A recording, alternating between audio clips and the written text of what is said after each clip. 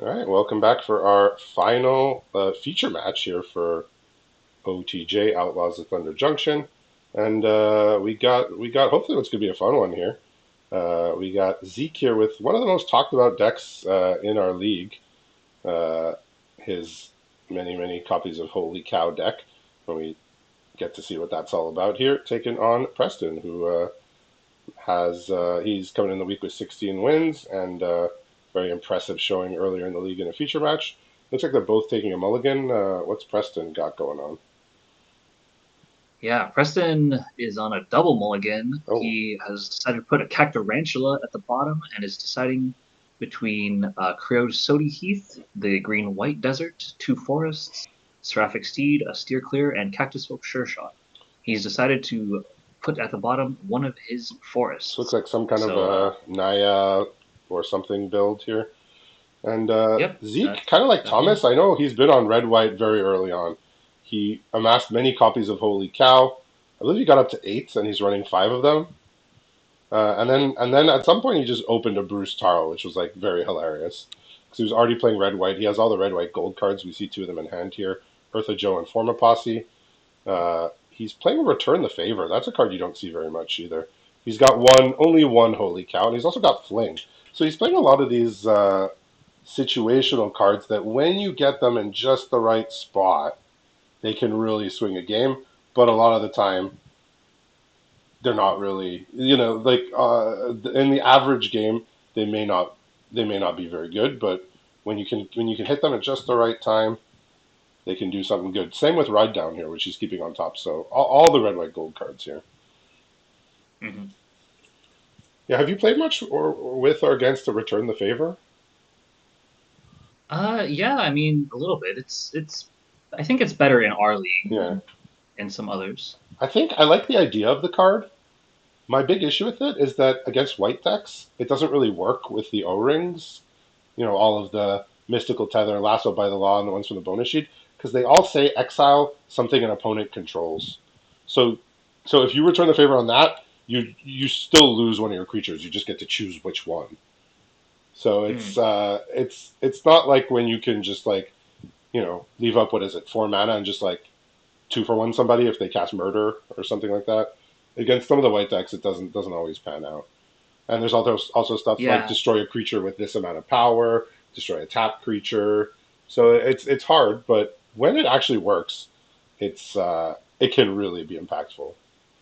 I appreciate that.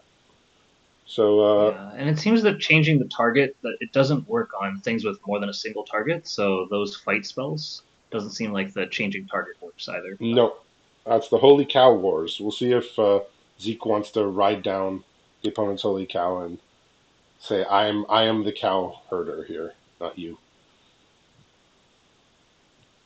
And with a lack of anything else going on in his hand, I think he's going to take that option. Yeah, so left in hand is the aforementioned Return the Favor, Fling, and Form a Posse. So Form a Posse probably be good in a few turns, especially with Eartha Joe. It can actually be very devastating if she stays in play.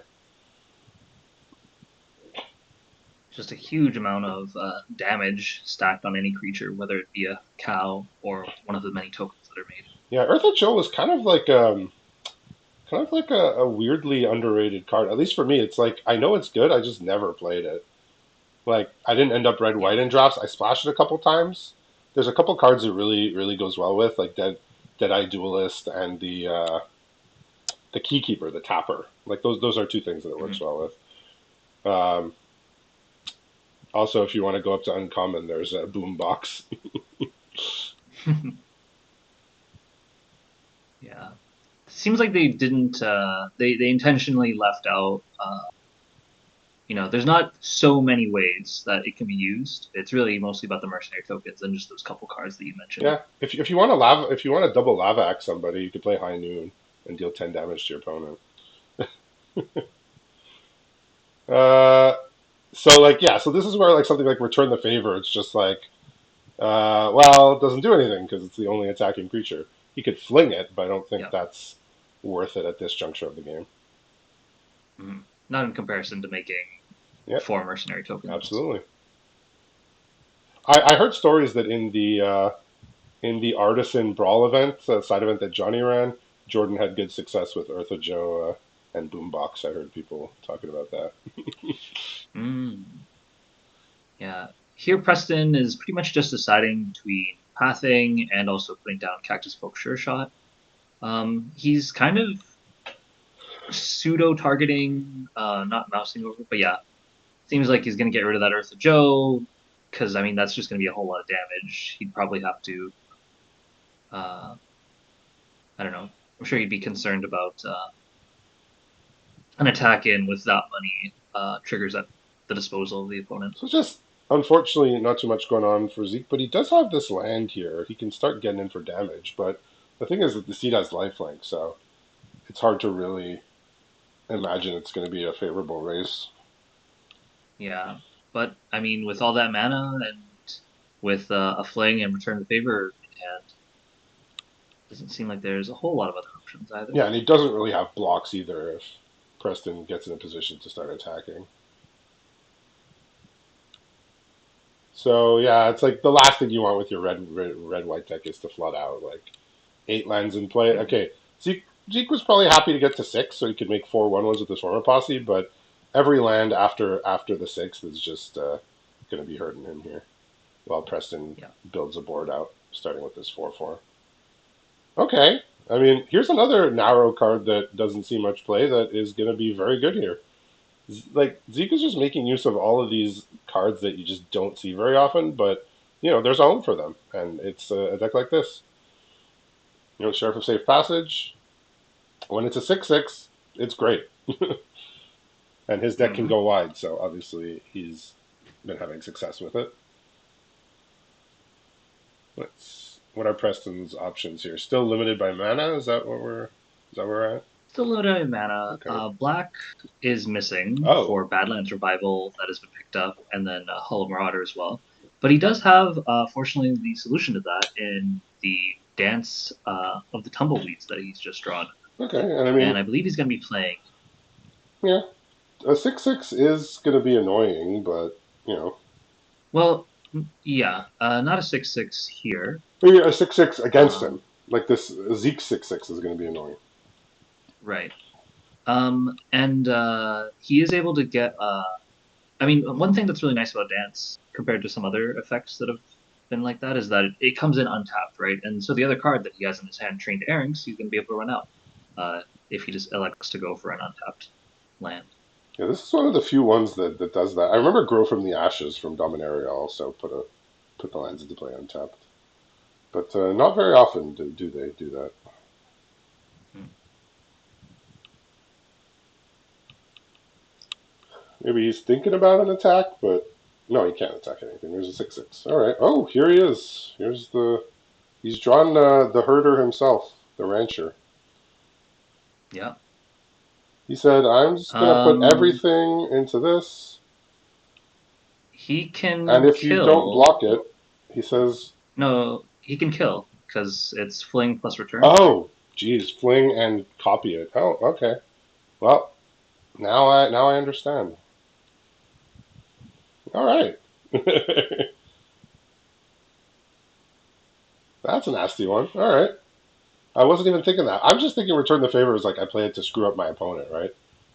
But it's like, no, you Yeah. can just copy your own spell. And obviously he knows because he's probably won more than a couple games doing that, and just gets a win out of nowhere here. That is pretty I nice. mean, that's the last thing Preston was expecting was these combination of cards. Last thing I was expecting. All right, so I believe what Zeke is doing is he took out 3 holy cows, but he put in. We'll say the 3 other ones that were in his sideboard. he did do that one time Uh, in a game and mentioned that's exactly what he's doing because he's playing. He has 8 to choose from, and he has 5. So he takes out 3. He wants to show love, right? He doesn't want to. He wants all the holy cows to make it into the deck. So 6, 7, and yeah, I mean 8. they got to get. 1, 2, 3 came out. 6, 7, 8 came in. I believe Yeah, that was the only change he made, if you want to call that a change. it's important to exercise all your animals, right? Uh, for their own health. Any good rancher could tell you that. This is a Bruce Tarl approved strategy, which is good enough for me. Let's is Preston making any significant changes or any at all? um, he's currently mousing over a couple cards. Nothing quite clear. He might actually be removing his own holy. I would like to shout out the deck name of Preston's, which is Steak Dinner. I don't know Oh, if Zeke has a nice name over there. imported deck 116, I believe. Wonderful, wonderful. 116. I believe That's a so. lot of imported decks. Um, Well, he's in been the end, Preston made no changes. in the league a long time, so okay, but interesting hand here. Yeah, so Zeke is just and I've seen him do this before. He just in other leagues, he just makes use of cards that are not highly played that people just don't see coming. It's like you just don't see this happening. Like, Preston decided to bottom his Tyrannax Rex, which is that big ol' card oh from boy, Phyrexia All Will Be One. is that the 6 mana or 7 mana 7/7 some big toxic creature? Yeah, Um, 8/8 Trample Ward Haste Toxic 4. so nice little creature here, Underworld Ragehound. No planes in hand for Zeke here. He has to take up the shield and Eartha Joe that can't be cast Mm. just yet. He has a Sandstorm Verge as his other land. But the things he can do is Irascible Wolverine. He has a Longhorn Sharpshooter, and then he has quite the balmy 6 drop if he gets up there. The Tyrant of Care Ridges from I believe it was Brothers War. That shoots something on ETB. Is that Yep, what that does? looks like a 6 mana 4/5 flyer with Fire Breathing that deals 4 to any target. Yeah, very Very very nice. strong. Yeah, I was thinking about Zeke. Like I actually remember now in MKM League, we played a game fairly deep into the league, and I cast that Extract the Confession. If you remember that card, like it had collect evidence, and your opponent sacks their highest power creature. And then he Hmm. played that 5 mana Act of Treason that wasn't very played in that set, the instant speed one, and I lost my creature. It was like would Wow. have never expected that. Like that card was not what you wanted it to be because it suspected the creature, so you couldn't grab your opponent's creature um, mid combat and block with it. But yeah, all right. So bovine intervention, very on theme with the deck here, I would say. Yep, definitely. So I think he's Um, thinking about using the Longhorn Sharpshooter this turn, yeah, that makes a lot of sense. and he Get rid says, "I of want to kill off the the thing. Grizzly rather than the." I guess at 8 the trample is more threatening, but the fact that this thing could get first strike is very threatening as well. Well, if there's a creature to saddle, but unfortunately there isn't. Hmm. The only thing that Preston has going on in hand currently is a Vanishing Verse, which I think he would be really unhappy using it on a 3/2. I mean, it's decent to use on the Rage Hound because it's an exile, I believe. Yes, it is an exile. Yeah, that was a card didn't see too much play in Strixhaven just because of the multicolor nature of the set, but kind of just excellent if you can cast it, right? Black and a white Yep. mana, exile a monocolor permanent, just great. So many valuable monocolored permanents in Yeah, like I said, this format. Strixhaven. I mean, you found a target usually, but it wasn't always great. But here, it's Hmm. it's hard for that card to be bad. I think in this set. All right, so Zeke's just playing a bunch of creatures. No, no, no.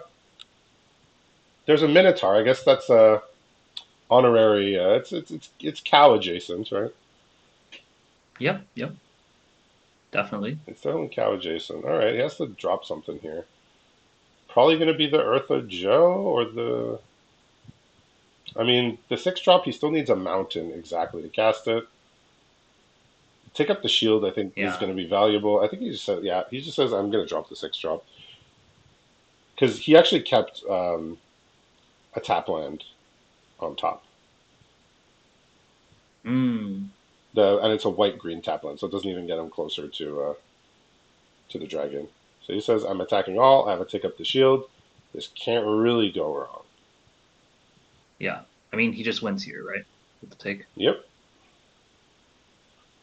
All right, so I guess that's Oh yeah, they're all three power. Geez, it's past my MTG bedtime and almost past my normal bedtime as well. So, but yeah, take up the shield is just going to be a +1 here. Both creatures they're unblocked are three power and +1. Well, that's just enough with the land. That's why I kept the land on top.